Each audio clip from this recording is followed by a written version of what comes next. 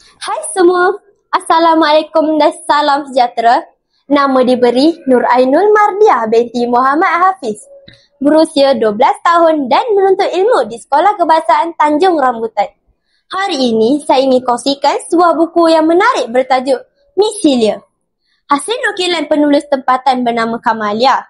Buku ini diterbitkan pada Ogos 2024 dan mengandungi 152 muka surat.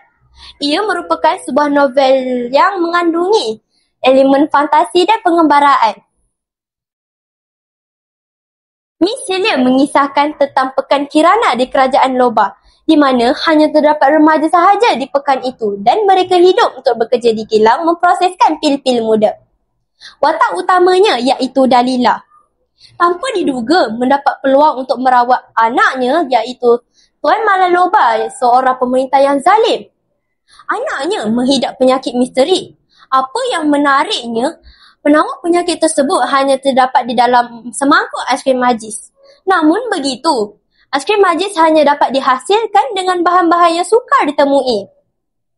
Dalila, yang berasal dari keluarga pembuat aiskrim, melihat peluang ini sebagai cara untuk meneruskan tradisi keluarganya.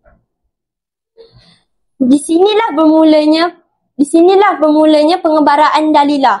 Siapa sangka aiskrim itu akhirnya mengubah nasib kerajaan itu selama-lamanya.